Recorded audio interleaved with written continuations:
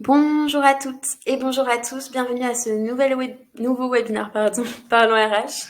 Je suis Manon Consul, Content Manager chez Parlons RH et aujourd'hui je reçois Jean-Marc Perrin.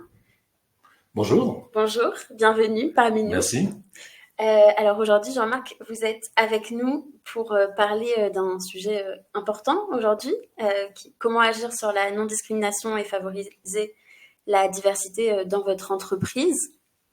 Alors Jean-Marc, je vais vous laisser la parole dans quelques instants pour que vous puissiez vous présenter. Mais juste avant, quelques mots sur le sommaire et les modalités du webinaire. Donc ce webinaire durera 45 minutes. Il sera composé de 3 grandes parties. Donc, dans un premier temps, on vous donnera quelques définitions. On parlera des enjeux également. Dans la deuxième partie du webinaire, on verra pourquoi c'est un sujet important aujourd'hui. Et enfin, on abordera les champs d'application, c'est-à-dire un peu les solutions concrètes à mettre en place. Chacune de ces 3 grandes parties sera suivie de temps d'échange avec vous pour répondre à toutes vos questions. Donc, n'hésitez pas à utiliser les outils d'interaction à votre disposition. Je vois que vous avez déjà commencé à nous dire bonjour. Bonjour à tous. En revanche, si vous avez des questions à poser à Jean-Marc pendant les pauses de questions, je vous invite à utiliser la boîte à questions qui se trouve juste à côté de l'onglet chat. J'ai fait le tour, me semble-t-il. Donc, Jean-Marc, sans plus attendre, est-ce que vous pouvez nous dire un petit peu qui vous êtes et ce que vous faites? Très bien. Bonjour à toutes, bonjour à tous. Donc, je suis Jean-Marc Perrin. Je travaille au sein du cabinet Aiming. Et notre cabinet, depuis 35 ans, en fait, accompagne les directions RH et leurs équipes sur les transformations stratégiques, opérationnelles, digitales, comme l'optimisation des processus de paye, comme la prévention et le management des risques professionnels, tout ce qui est aussi autour aujourd'hui de la digitalisation RH et bien sûr la qualité de vie et les conditions de travail. Donc, moi, je travaille au sein de l'équipe qualité de vie et conditions de travail avec des collègues qui sont psychologues, qui sont préventeurs. Alors, moi, je ne suis ni psychologue ni préventeur. Je suis coach. Et vraiment, ce que je fais, c'est que j'accompagne en fait les équipes. Alors, ça peut être au niveau RH, ça peut être au niveau de la direction, ça peut être au niveau des managers, sur les sujets, entre autres, de diversité, d'inclusion et de non-discrimination. Merci Jean-Marc. Est-ce que vous pouvez nous dire peut-être un mot sur vos clients, les clients que vous accompagnez? Oui, alors c'est très varié. Nos clients, ça peut être des très grandes entreprises, et donc dans tous les secteurs d'activité, bien sûr le secteur de l'industrie, le secteur de la défense, le secteur des transports, le secteur de la grande distribution.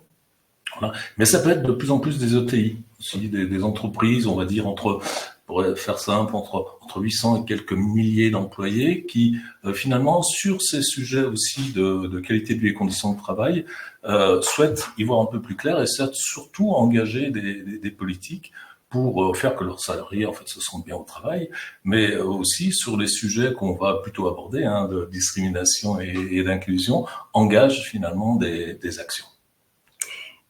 Super. Peut-être un mot aussi sur l'accompagnement. Comment est-ce que vous les accompagnez? Alors, l'accompagnement, il peut être très varié. Ça va dépendre bien sûr de la demande, mais on va dire que c'est toujours déjà y voir clair. Alors, y voir clair, c'est poser un diagnostic. Voilà. Poser un diagnostic, et ce diagnostic, ça passe par des analyses, qui peuvent être des analyses chiffrées. Et là, on a une équipe qui travaille sur ces analyses quantitatives. Et puis, ça va être aussi sur un diagnostic, on va dire, un peu plus terrain, c'est-à-dire d'aller voir les équipes, d'aller voir les managers, d'aller voir les salariés et parler avec eux des différents sujets pour comprendre comment ça se joue pour eux. Et après, donc, sur cette partie de diagnostic, il y a bien sûr un plan d'action qui est co-construit avec nos clients. Et souvent, dans ce plan d'action, ça peut être la mise en place de différents dispositifs, ça peut être des paramètres, ça peut être de la formation, de l'accompagnement, de la sensibilisation. Merci beaucoup Jean-Marc. Une toute petite dernière question avant de rentrer dans le vif du sujet. Je vois sur la slide que vous avez 260 experts RH en France. Est-ce que vous voulez nous en dire un peu plus?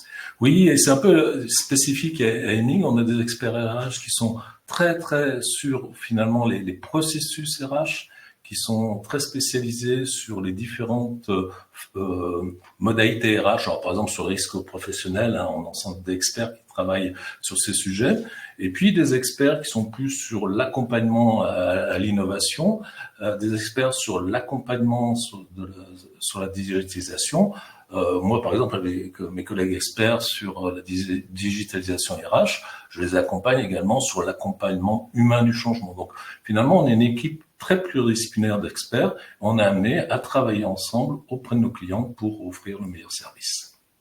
Merci beaucoup Jean-Marc. Alors aujourd'hui, on est ensemble pour parler de non-discrimination, de parler de diversité et inclusion dans les entreprises. Peut-être que pour commencer, on peut revenir sur les bases tout simplement, les définitions. Exactement. Vous avez, je pense, quelques définitions à nous donner. Oui, alors je me suis dit finalement c'est bien de poser les choses. C'est bien de poser les choses et quand on regarde ces sujets de diversité, de non-discrimination, d'équité, d'inclusion, il y a beaucoup de définitions et je vous propose finalement de partager des définitions qui proviennent de l'Organisation internationale du travail parce qu'elles sont intéressantes déjà et puis parce qu'elles donnent une vision peut-être un peu plus large qu'une vision simplement franco-française. Donc, je me permets un petit peu de les lire, hein, parce que voilà, quand c'est des définitions, il faut mieux être précis. Je vais commencer par la discrimination, puis après, j'aborderai tout ce qui est EDI. La discrimination en matière d'emploi et de profession est le fait de traiter quelqu'un différemment et moins favorablement pour des motifs qui sont liés ni à son mérite, ni aux exigences de l'emploi. Et comprennent également, notamment, l'origine, la couleur, le sexe, la religion, l'opinion politique, l'origine nationale, sociale. Donc, on voit bien que dans cette définition, je trouve ce qu'il y a d'intéressant, par rapport à la loi française, hein, on retrouve bien sûr la philosophie de la loi française avec les différents critères. En France, on a quand même beaucoup de critères, hein, il y en a 26. Hein. C'est surtout de se dire, de traiter différemment quelqu'un de manière inégalitaire, pour des raisons qui ne sont pas liées à son mérite et aux exigences. Donc ça, c'est la première notion, la discrimination. Mais on verra aussi un peu plus loin dans le séminaire que cette notion, elle est bien sûr juridique, mais je partagerai avec vous une autre approche qui me semble aussi importante. La diversité. Alors, la diversité sur le lieu de travail fait référence aux similitudes et aux différences qui existent entre les personnes qui peuvent avoir un impact, bien sûr, sur le travail et la performance de l'organisation. Et surtout, ce qu'il y a d'intéressant avec cette notion de diversité, alors on peut parler de la diversité homme-femme, jeune, voilà, senior, voilà, c'est une diversité qui existe, mais je pense aussi que ça intègre aussi une notion qui est importante, c'est la diversité sur les valeurs, sur la culture, sur le style de travail. Et je pense qu'on peut regarder, donc ça ouvre un petit peu ces différents critères, et c'est des points qui sont importants. Et puis l'équité, alors en France on parle beaucoup d'égalité, hein, mais cette notion d'équité, on pourrait dire que l'équité, ça vise à garantir que chaque personne puisse s'épanouir au travail en jouissant de l'égalité des chances et de traitement. Donc on peut dire l'équité, c'est l'égalité des chances et de traitement. En d'autres termes, finalement, toutes les personnes, indépendamment de leurs caractéristiques personnelles, peuvent participer et contribuer selon leurs capacités, sans l'interférence de discrimination ou de préjugés. Ça, je trouve que c'est intéressant aussi de se dire finalement, dans l'équité, on prend en compte qu'il peut avoir des différences entre les personnes et des inégalités, donc on va être amené aussi à s'assurer que chacun puisse exercer son métier dans les meilleures conditions. L'inclusion, la définition que j'aime bien, hein, que j'ai choisie, ça fait référence finalement à un sentiment, à l'expérience des personnes sur leur lieu de travail et dans quelle mesure elles se sentent valorisées pour qui elles sont, leurs compétences et l'expérience qu'elles rapportent. Et surtout, quand on parle d'inclusion, on parle aussi de la notion de sentiment d'appartenance. C'est-à-dire quand on se sent, voilà, on a ce sentiment d'inclusion, on se sent appartenir à un collectif, à une équipe, à un service, à une entreprise. Et donc, il y a une fierté aussi, hein, souvent, qui est associée à cette notion d'inclusion. Donc, finalement, maintenant qu'on a défini ces quatre notions, quand on regarde finalement équité, diversité, inclusion, c'est un cycle qui l'EDI, ça définit l'ensemble des politiques, des programmes, des stratégies, des pratiques qui visent à créer et surtout à maintenir une culture professionnelle riche de diversité, équitable et inclusive pour tous les collaborateurs. Mhm. Et donc en entreprise, comment est-ce que on aborde ces différentes notions? Alors, c'est vrai que je me suis posé la question, et moi je vois bien avec mes clients, les clients abordent ça de façon un petit peu différente, les différents angles. Hein. Et ce que je vous propose peut-être, c'est de parcourir les différents angles que j'ai pu voir sur le terrain. Alors, le premier, c'est l'angle juridique. Effectivement, les entreprises sont soumises à des contraintes juridiques. Hein. Par exemple, tout ce qui est législation autour de la discrimination au travail, avec l'obligation de former aussi les recruteurs sur ce sujet-là, l'obligation d'équité salariale. Voilà. Donc, il y a effectivement au niveau juridique tout un arsenal qui va pousser les entreprises à mettre en place des politiques, des processus RH pour répondre aux obligations. Ça, c'est le premier axe. Et il peut avoir aussi une approche éthique. Une approche éthique, voilà, les entreprises se disent, ben, moi, en tant qu'entreprise, j'ai un ADN, j'ai une culture, j'ai des valeurs, et je souhaite les porter et les diffuser, et m'assurer aussi que ces valeurs vraiment sont diffusées à l'ensemble des strates de l'entreprise. Elles sont perceptibles aussi à l'extérieur, tant par les clients que par les collaborateurs, les futurs collaborateurs. Il y a tout ce qui est aussi RSE. Alors on appelle ça maintenant ESG, hein, voilà. C'est des nouvelles notions, mais c'est à peu près la même chose. Hein. C'est finalement l'intégration dans les préoccupations sociales, l'intégration des préoccupations sociales dans l'activité commerciale. Donc c'est de se dire, effectivement, on a une entreprise, on a une responsabilité, et entre autres une responsabilité sociale. ESG, c'est pour environnement social et gouvernance. Hein. Et dans cette responsabilité-là, il est important aussi que on respecte en tant qu'entreprise l'ensemble des droits humains et des conditions de travail. Je me permets juste de faire un petit aparté oui. sur l'ESG pour rebondir sur l'actualité d'Heming, parce qu'il me semble que vous développez une offre, vous avez une offre dédiée. Tout à fait. Alors, Heming, par rapport à ça, a décidé de regrouper en fait, voilà, une offre hein, autour de l'ESG. Effectivement, voilà, on est déjà acteur hein, sur ces trois dimensions l'environnement, le social et la gouvernance. Et il a semblé intéressant de regrouper ces offres. Alors nous, en tant qu'équipe qualité de vie au travail, on sera bien sûr plus sur l'angle en fait, social, où en fait toute notre action consiste à se dire mais comment on peut accompagner les directions, les entreprises, les équipes autour de ces sujets-là. Comment on peut améliorer la qualité de vie et les conditions de travail? Comment on peut favoriser ce sentiment d'inclusion? Comment on peut s'assurer que l'entreprise, dans sa diversité, que cette diversité apporte de la performance et de la richesse? Merci beaucoup. Il y a un autre enjeu, qualité de vie au travail. Alors, bien sûr, il y a qualité de vie et conditions de travail, je l'ai déjà beaucoup évoqué. Alors, c'est un peu, voilà, ce que j'aime faire et ce sur quoi j'interviens. Alors nous, on a bien sûr, vu qu'on a des préventeurs, on a des psychologues du travail, nous, notre approche de la qualité de vie et des conditions de travail, c'est très axé travail, pratique, conditions de travail, amélioration des conditions de travail, mais aussi amélioration vraiment du dialogue hein, qui peut exister au sein d'un collectif de travail pour s'assurer que chaque personne a les moyens de bien faire son travail. Et puis, il y a une notion aussi qui me semble essentielle.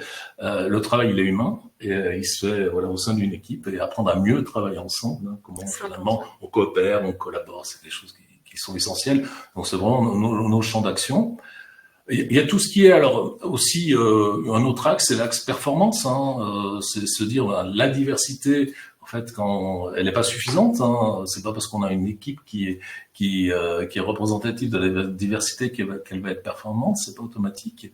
Mais on sait très bien que quand on arrive à faire interagir en fait positivement ces différentes personnes avec des points de vue différents, avec une culture différente, ça finalement améliore la créativité, ça améliore la compréhension aussi hein, des offres, des besoins clients, et puis donc la qualité également des décisions.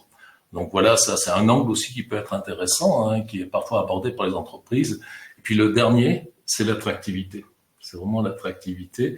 L'attractivité parce que aujourd'hui, en fait, toutes les entreprises cherchent à travailler leur marque employeur, à s'assurer qu'elles ont les bonnes personnes au bon endroit, et puis surtout, au-delà d'arriver à les recruter, c'est les garder. Voilà, les garder. Et on voit bien que voilà, c'est un enjeu qui est important. Oui, puis c'est aussi un nouvel enjeu.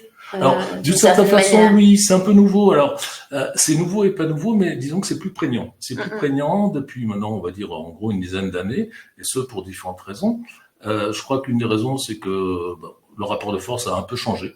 Voilà, aujourd'hui, entre finalement les salariés et l'entreprise, et c'est plutôt, on va dire, les salariés qui choisissent leur entreprise que l'entreprise qui choisit les salariés, pour faire simple. Alors même si après, en fonction des secteurs d'activité, des lieux géographiques, les choses peuvent être un peu différentes, mais c'est quand même une évolution qui est importante.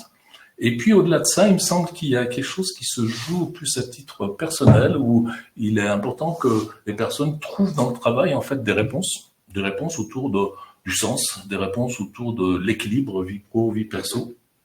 Et donc c'est quelque chose d'assez individualisé, et donc les entreprises se disent ok, comment être attractif, comment s'assurer finalement que chaque personne va trouver au sein d'un environnement qu'on peut proposer les conditions qui vont lui permettre d'avoir envie de venir déjà et de rester. Très important. Et donc, quels sont les outils ou les leviers à prendre en compte pour quand on commence une politique diversité inclusion? Alors, ce que j'observe, moi, avec mes clients, c'est qu'il y a plusieurs outils, plusieurs leviers. Alors, je vais les parcourir comme ça et je vais commencer par les accords. Alors, pourquoi je commence par les accords? Parce que, effectivement, on voit bien que sur ces sujets-là, c'est des sujets qui aussi concernent l'ensemble des parties prenantes, dont les partenaires sociaux. Et c'est important, ces accords sont structurants. Ces accords permettent aussi de donner des moyens, permettent de définir des actions. Et c'est souvent, finalement, ça permet de décliner une feuille de route pour agir sur ces sujets. Le deuxième point qui me paraît important, c'est le sujet de les chartes. Les chartes, alors ça peut être des chartes de la diversité, signature de chartes d'engagement LGBT+, de la parentalité. Finalement, c'est un engagement que va porter une entreprise à travers la signature de ces chartes. Je pense que c'est une bonne chose parce que ça montre une volonté, un engagement. À mon avis, ce n'est pas suffisant, il faut que ça soit suivi d'action. La labellisation, c'est aussi un levier qui peut être intéressant parce que la labellisation, pour obtenir un label, en fait, il faut mettre en place, avoir une politique, mettre en place des procédures RH, s'assurer que ces procédures fonctionnent et puis mettre en place toute l'amélioration continue associée à ces procédures. Donc c'est extrêmement structurant, c'est un peu lourd et certaines entreprises se sont engagées dans la labellisation et ça a permis de structurer une politique diversité et inclusion. Il y a bien sûr les obligations légales, je peux y revenir, on en a déjà un peu parlé, mais les obligations légales, elles sont bien évidemment structurantes, elles sont pas suffisantes, mais elles sont structurantes. Il y a bien sûr la culture de l'entreprise également. La culture de l'entreprise, moi j'y crois beaucoup à ça. C'est-à-dire que finalement, en quoi l'entreprise et sa culture sont porteuses de valeurs qui vont soutenir une politique, équité, diversité et inclusion. C'est-à-dire qu'on peut pas plaquer en fait des actions sur une entreprise. Je pense qu'il faut démarrer par c'est quoi notre culture, c'est quoi notre ADN. Avec ça, qu'est-ce qu'on veut porter en termes d'équité, de diversité et inclusion. Et je pense que cette approche est certainement la plus pertinente. Alors, ça rebondit un petit peu avec la politique RSE, parce que l'approche est un peu similaire. Hein. On l'a vu, finalement, sur la dimension aussi sociale. C'est comment je prends en compte les droits humains, les relations et les conditions de travail. Il y a tout un aspect qui me paraît important et vraiment pas négligeable, c'est tous les processus RH. Effectivement, on voit bien que dans les entreprises, ces processus RH, que ce soit sur le recrutement, l'évolution professionnelle, tout ce qui est dispositif de signalement aussi en cas de violence au travail, dans le harcèlement, tout ce qui est document unique, quand c'est bien fait, quand c'est bien conçu, pas que ce soit simplement une obligation, vraiment un outil très opérationnel pour les équipes.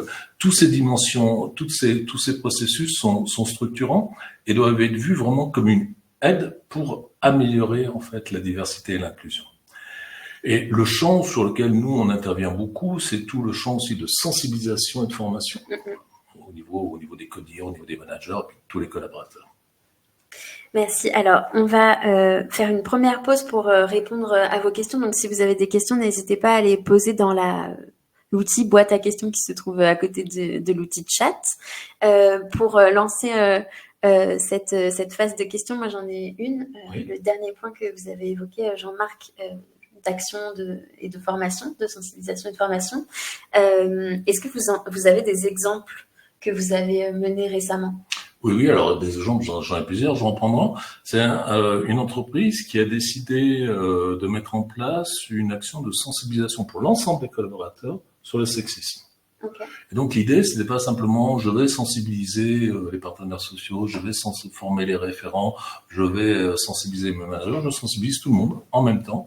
Et donc c'était vraiment une action très concrète, pratique, avec des groupes de 30 personnes qui étaient invitées à, pendant 3 heures, aborder la notion de sexisme. Et donc, quand on parle de sexisme, on parle effectivement de discrimination, potentielle discrimination, on parle d'inclusion. Et donc, ça, c'est une action qui a été menée et on a formé, comme ça, au sein d'une entité régionale, 300 personnes. Alors, c'était vraiment extrêmement intéressant parce que on voit vraiment comment, finalement, parce que c'est aussi un sujet de société, c'est un sujet de sexisme, comment aujourd'hui ça vient imprégner les entreprises et comment on peut aussi faire que dans le comportement au quotidien des salariés, dans leur relation de travail, dans les interactions qui existent entre l'ensemble des salariés, une évolution en fait se met en place. Donc on va contribuer à la prise de conscience et enclencher comme ça une évolution des rapports. Super, merci beaucoup. Alors je vois qu'on n'a pas de questions pour le moment. En tout cas, si vous avez des questions pour les parties suivantes du webinaire, n'hésitez pas à les poser, on y répondra avec plaisir. Enfin, Jean-Marc y répondra avec plaisir surtout. Donc désormais, on peut passer à la deuxième partie. Pourquoi c'est important pour plusieurs raisons. La première, c'est parce que agir sur la non-discrimination, favoriser les politiques diversité et inclusion, ça permet aussi de faire évoluer un peu les mentalités et puis ça permet aussi de mettre en exergue certains biais inconscients, certains stéréotypes qu'on a tous. Bien sûr. Alors, effectivement, on a vu, il y a beaucoup de leviers. Et puis on va se dire, ben voilà, il suffit d'activer ces leviers pour que ça marche. En fait, c'est pas aussi simple parce qu'en fait, on est humain et on fonctionne avec un cerveau, heureusement. Et notre cerveau, il a cette faculté incroyable d'emmagasiner beaucoup d'informations et de fonctionner en mode un petit peu automatique, souvent, voilà, pour simplement préserver un petit peu son écosystème. Et donc, dans ce fonctionnement un petit peu automatique, on peut dire très souvent notre cerveau nous trompe. Donc, pour en avoir conscience, on a des biens inconscients. On connaît bien maintenant cette notion de bien inconscient. Oui, ça fait maintenant quelques années qu'on évoque tout ça. Et pour dire simple, c'est vraiment un mode de pensée automatique, trompeur et souvent faussement logique, qui va impacter en fait nos décisions. Alors nos décisions, mais aussi nos interactions avec les autres. Donc celui que je prends souvent parce qu'il parle à tout le monde, c'est le biais d'affinité. On l'appelle parfois biais de similarité. Voilà, c'est vraiment la tendance à apprécier les personnes qui nous ressemblent. Alors, je trouve que c'est intéressant quand surtout on parle de cette notion de diversité, d'inclusion. On voit très bien que ce biais-là existe, c'est-à-dire que finalement, quand on vient du même lieu, qu'on a la même formation, voilà, les mêmes centres d'intérêt, on va avoir finalement, qui se ressemble, s'assemble, c'est ça un petit peu l'adage, on va avoir un avis plus favorable. Et ce biais-là, en fait, il existe, il est très, très, très fort. On peut dire voilà, certains aussi ont évoqué plus récemment la notion de biais tribal, donc c'est quelque chose qui vient de très, très loin, mais qui fait que, il est là, il est normal, et qui fait que parfois, finalement, on peut se fermer à des personnes vues comme différentes. Et je pense que c'est important d'en avoir conscience. Donc, il y a bien plein d'autres biais, bien sûr, qui existent. Ce biais-là, c'est un biais qui est essentiel par rapport, en fait, aux notions que l'on aborde. Et puis, dans les biais, il y a des stéréotypes. Et donc, ces caricatures, ces croyances exagérées qu'on va associer à une personne en l'associant à un groupe de personnes, voilà, ça conduit à des préjugés. Alors, tous les jeunes sont, voilà, chacun dit ce qu'il veut, mais on a tous un avis là-dessus. Tous les seniors sont, toutes les femmes sont. Voilà, c'est vraiment ça, cette généralisation, ces stéréotypes. Et moi, je me rends compte que, en intervenant dans les entreprises, que malheureusement, voilà, c'est encore très, très, très, très, très présent. Et donc, le rôle que l'on a, si on veut travailler sur ces sujets d'inclusion, de diversité, c'est aussi un peu d'aider les entreprises, les collectifs de travail à déconstruire ces stéréotypes. Et c'est bien conscient. Oui. Et puis parfois, on parle aussi de discrimination subtile. Alors, qu'est-ce que c'est la discrimination subtile? J'ai trouvé ça très intéressant. En fait, j'ai découvert cette notion à travers un podcast que j'ai écouté de Benoît Taubé qui évoquait ça. Alors, c'est quelque chose que j'avais déjà constaté moi sur le terrain, mais j'avais pas vraiment mis de mots. Je l'avais constaté sur le terrain, dans les entreprises, les gens, quand on parlait de discrimination, on parlait effectivement de tout ce qui est le réglementaire, et puis les gens disaient oui, mais des fois, en fait, c'est quelque chose d'un peu plus subtil. C'est quelque chose qu'on voit pas, c'est plus difficile à démontrer, c'est parfois involontaire d'ailleurs, sans l'impression de blesser l'autre. C'est pas toujours direct, c'est pas évident, c'est ce qu'on appelle, c'est souvent associé à des interactions formelles ou informelles qu'on peut clarifier un petit peu de microagression. C'est-à-dire que dans le sens où elles ont un impact sur la personne. Alors, on peut donner des exemples, couper la parole. Quand on coupe la parole à une personne. Oui, souvent c'est inconscient. C'est souvent inconscient, on s'en rend pas compte, mais ça vient effectivement en fait de processus qui sont en place. Et quand ces microagressions sont présentes, quand elles s'accumulent, quand elles sont régulières, effectivement, cette notion de discrimination subtile intervient. Alors, on pourrait se dire, finalement, c'est pas très grave. On pourrait se dire ça. Oui. On pourrait. Mais en fait, non, c'est pas le cas. Parce qu'on voit que ce qui pose problème, c'est quand elles sont là, quand elles sont présentes, quand elles se répètent. Il y a un effet comme ça d'accumulation qui fait que finalement, la personne, dans un environnement de travail, va se dire, mais finalement, c'est quoi le problème? C'est qui je suis, c'est moi, ce sont mes compétences. Et donc, elle va commencer finalement, si on parle ici d'inclusion, à se dire, mais voilà, comment je ressens les choses. Et donc, il peut y avoir une remise en question personnelle. Donc, on voit bien que cette discrimination subtile, elle vient toucher aussi des choses extrêmement personnelles, parfois. Et on ne peut pas, à mon avis, si on veut travailler sur ces sujets d'inclusion, il faut travailler sur cette notion de discrimination subtile. C'est un point qui me semble essentiel. Et puis surtout que parfois elle pose problème. Et voilà, c'est ça le sujet, c'est-à-dire que c'est comme tout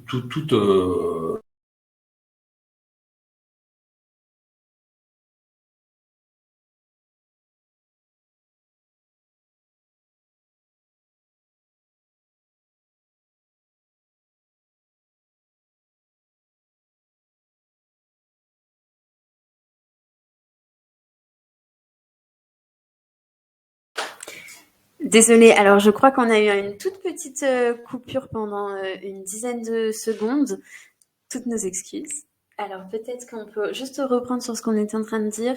En résumé, la discrimination subtile, elle pose problème quand elle est répétitive, quand... C'est ça. Exact. Quand elle est répétitive, et puis elle crée un sentiment d'exclusion. Et au-delà de créer ce sentiment d'exclusion, en fait, elle a un impact. Elle a un impact cérébral, cognitif, ça a été démontré par différentes études. On voit bien que les personnes qui subissent ces microagressions, ces discriminations subtiles, en fait, ont plus de difficultés à réguler leur stress, plus de difficultés, ça détériore l'image de soi. Et puis aussi leur capacité à faire, leurs compétences. Elles ont moins confiance dans leur capacité à faire.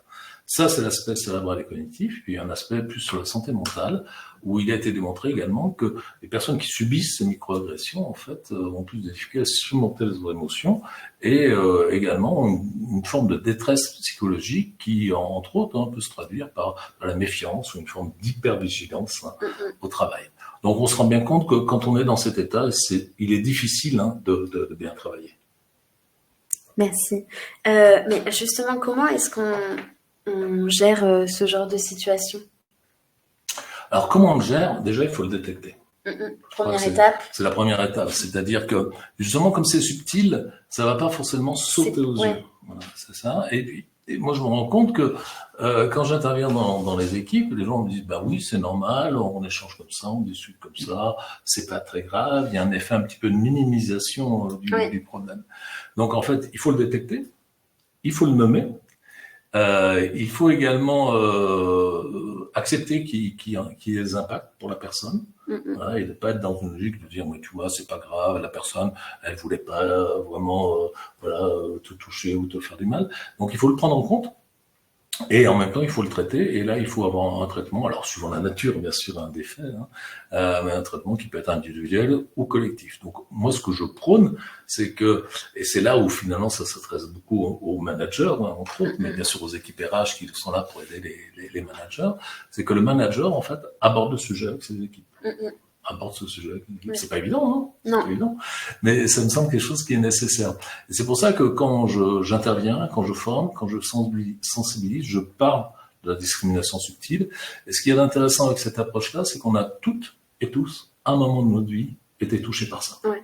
Que ce soit à l'école, que ce soit dans nos relations sociales, que ce soit au travail. travail. Et donc ça parle aux passants, ça parle à tous. Et je pense que c'est ça l'enjeu. Merci beaucoup Jean-Marc. Alors effectivement, on verra dans la troisième partie le rôle que peuvent avoir les managers et les équipes RH. Juste avant, on va faire une petite pause à nouveau pour prendre les questions. Alors, on a une première question de Sandrine qui vous demande quelles actions proposer pour travailler sur la discrimination subtile. Alors, pour moi, il y a vraiment une action de sensibilisation. Il faut évoquer le sujet. Un peu comme je l'ai fait là, de façon très rapide, en parlant avec. Alors moi j'aime bien travailler un peu à la taille de l'équipe parce que en fait la façon dont moi je vais réagir, par exemple, si j'ai une remarque, ce sera pas la même que la façon dont vous allez réagir. C'est tout à fait normal. On n'a pas la même histoire, on n'a pas la même culture, on n'a pas le même âge. Voilà, vous êtes une femme, je suis un homme. Oui, on a. Donc voilà, c'est ça. Donc ça veut dire qu'on peut pas faire quelque chose de macro. Je pense qu'il faut aller dans des choses un peu micro. Alors, dans l'aspect macro, on peut faire la communication, la sensibilisation générale, mais je pense qu'il y a certainement plus efficace, finalement, de descendre à la taille de l'équipe, ou des équipes, suivant les cas, et d'aborder le sujet. Alors, après, une autre façon peut-être de détecter ça, et ça se fait beaucoup, c'est à travers des baromètres qu'on peut mettre en place. Et donc là, on va parler non pas de discrimination, mais plutôt de perception, de sentiment de discrimination. Ça peut être intéressant. Et ça peut donner des indicateurs sur, finalement, qu'est-ce qui est important pour les salariés au travail dans les échanges interpersonnels. Voilà les actions qui sont proposées. Merci beaucoup Jean-Marc pour votre réponse. Merci Sandrine également pour votre question. On a une autre question de Kevin qui vous demande, alors dans un contexte où les profils issus de la diversité sont un peu sous-représentés dans les candidatures, est-ce que vous avez des conseils pour mettre en place, des conseils pour favoriser les chances de recruter des profils avec des critères. Alors, oui, bien sûr, j'ai des conseils. Il y a des conseils qui peuvent être déjà de dire, voilà, finalement, quels sont mes canaux, comment je fais venir des candidatures. Ça, c'est un point qui est important, et on voit que les canaux un peu traditionnels, souvent, sont des canaux qui ont tendance un petit peu à reproduire en fait le même type de profil. Et il faut être aussi sur la nature même de l'annonce. On voit bien dans l'annonce, des fois, il peut y avoir des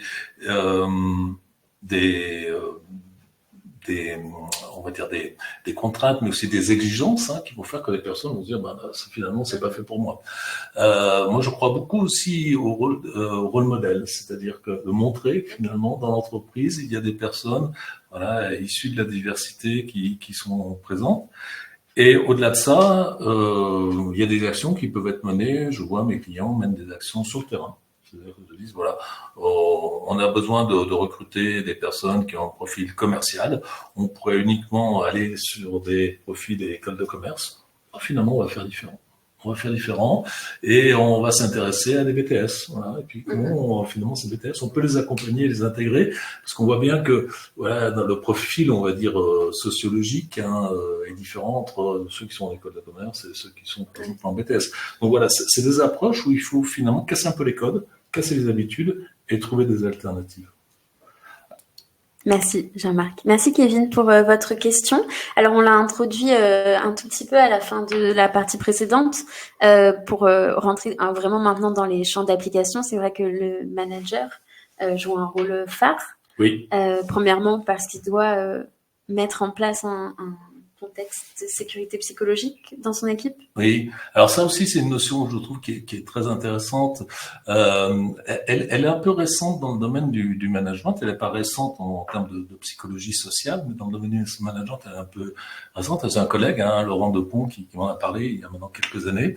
Et j'ai trouvé cette notion très très intéressante. Il a d'ailleurs écrit un livre que vous pouvez trouver sur tout ce qui est inclusion et intelligence relationnelle.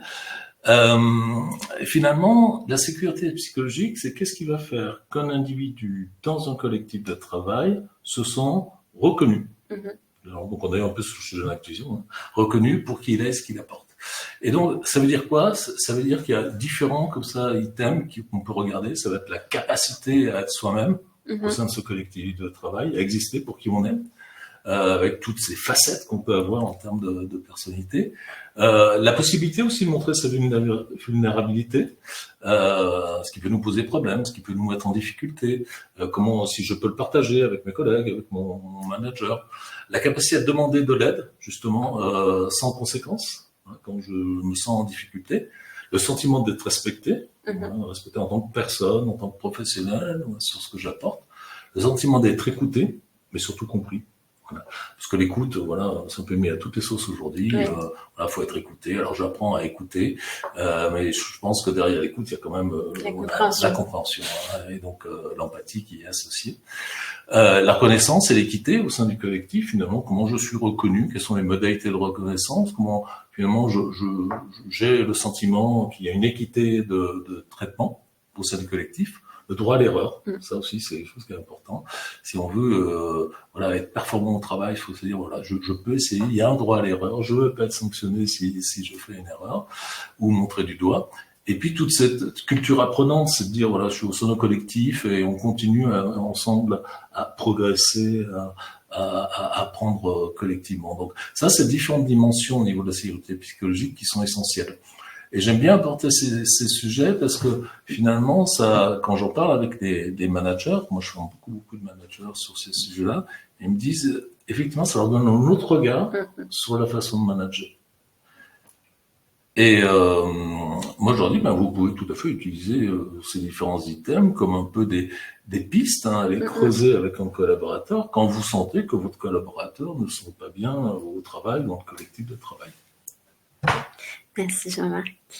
Et donc, le manager, il doit mettre en place une sécurité psychologique, mais il a aussi d'autres rôles. Oui, alors, et surtout, des fois, je suis un petit peu surpris, voire un petit peu décontenancé par tout ce qu'on demande aux managers. Alors, les managers me disent, c'est incroyable, aujourd'hui, on nous demande ci, on nous demande ça, on nous demande de manager une équipe, de délivrer des résultats, mais en même temps, on nous demande d'être à l'écoute. Alors, ça nous dit, on nous demande des psychologues.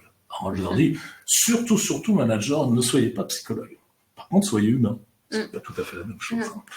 Et donc, soyez humain, c'est-à-dire que, en fait, l'idée, c'est se dire que je prends en compte, finalement, cette réalité humaine qui fait partie du management. Quand on est manager, on manage un collectif de travail, on manage des personnes et on produit ensemble. Et donc, ça veut dire que l'idée autour de ça, c'est comment en tant que manager, dans ce que je vais proposer, les modalités de travail, l'organisation, les exigences que je peux avoir en tant que manager, je vais le faire en contrôlant, diminuant le stress que je vais provoquer au sein de l'équipe. Comment je peux aussi faire que chacun se sente reconnu au sein de l'équipe et que chacun ait le sentiment de contribuer à l'équipe. Et bien sûr, comment on va faire que cette intelligence collective soit présente. Et ça, c'est un point qui est important. Donc, à mon avis, un manager inclusif, c'est un manager qui est capable aussi d'agir sur ces différents champs. Alors, concrètement, on ne peut pas être un manager inclusif si on n'a pas conscience qu'on a des biens inconscients. Donc, la première chose que je fais quand je suis des managers sur ces sujets-là, c'est quand même des notions de base, sur c'est quoi un bien inconscient, et surtout les aider à voir comment ils peuvent déconstruire ces biens. Et l'autre aspect qui me semble essentiel, et c'est encore plus essentiel aujourd'hui pour les managers, c'est ce qui parfois leur pose problème, c'est comment individualiser la relation, comment finalement créer cette relation particulière avec chaque personne de mon équipe. Et les managers me disent, oui, c'est formidable ça, mais on n'a pas le temps.